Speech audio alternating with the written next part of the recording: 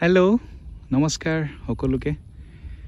আমাৰ পথাৰৰ ৰুৱাখিনি শেষ হ'ল প্ৰায়বিলাক মানুহৰ ৰুৱা শেষ হ'ল সো এই ৰুৱাখিনি চাই এটা কথা শেয়াৰ কৰিবলৈ ভিডিওটো বনালো বাট কথাখাৰ শেয়াৰ কৰা আগতে আপোনালোকে পৰিবেশটো চাওকচোন এবাৰ খুব এটা ধুনীয়া পৰিবেশ এনেকুৱা লাগে যে দীঘলকে উখা ললে বহুত অক্সিজেন পাম আমাৰ যোনটো এটমস্ফিয়াৰ 21% থাকে হেতু ফুল ফ্লেজ আছে হয়তো তাতকৈ বেছি অক্সিজেন আছে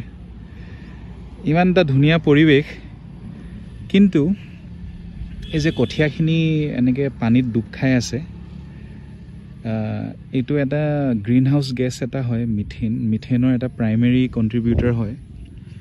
ই বহুত মিথেন ৰিলিজ কৰে মিথেন মানে সহজ ভাষাত এখন ব্ল্যাঙ্কেট আৰু আমাৰ ওপৰত মানে ব্ল্যাঙ্কেট এখন থকা নিচিনা আমাৰ পৃথিৱীৰ যোনটো গৰম হয় ইয়েটো বাহিৰৰ বায়ুমণ্ডলে এৰি দিব নোৱাৰে ধৰি থাকে সেইকাৰণে গৰম ক্লাইমেট চেঞ্জ বাঢ়ি আছে এনেকুৱা আচৰিত লাগে ন ইমান ধুনীয়া এটা পৰিবেশ এনেকুৱা লাগে যে ইয়াত একো বেয়া বস্তু নাই কিন্তু ই মিথেন ৰিলিজ কৰি আছে এইখন যথেষ্ট ডাঙৰ পথাৰ মানে ইয়াতকৈ ডাঙৰ পথাৰ বহুত আছে বাৰু বাট আমাৰ এই দেশত এখন যথেষ্ট ডাঙৰ পথাৰ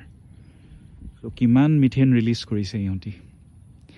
আৰু এটা কথা আজিকালি মানুহে সাৰ দিব ধৰিছে ইউৰিয়া দিব ধৰিছে মানে নাইট্ৰজেন কন্টেন্টটো বঢ়াবলৈ মাটিৰ কাৰণ বহুতৰ পতান হৈছে যোৱা বছৰ বা পুকে খায় বা ইয়েলটো কম হয় মানে ধানখিনি কম হয় সো বহুতে এবাৰ ইউৰিয়া দিছে সো নাইট্ৰাছ অক্সাইড বুলি আৰু এটা গ্ৰীণ হাউস গেছ আছে হেতু বেছি ৰিলিজ হয় ইউৰিয়া দিলে সো দুটা গ্ৰীণ হাউস গেছ আমাৰ এই পথাৰখনে ৰিলিজ কৰি আছে দেখিবলৈ ইমান সিম্পল সহজ সৰল কিন্তু ই কিমানটা বেয়া কাম কৰি আছে কি আচৰিত আমাৰ ইকোসিস্টেমটো আমাৰ পৃথিৱীখন সো হেতু কথা ক'বলৈ ভিডিওটো বনালো সো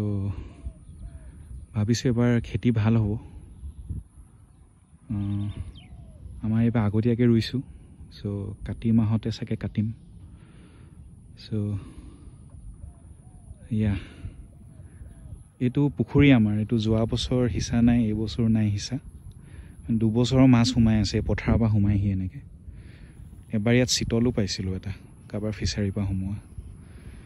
সো ইয়া এই মিথেন আৰু নাইট্ৰাছ অক্সাইডৰ কথাটো ক'বলৈ ভিডিওটো বনালো so thank you for watching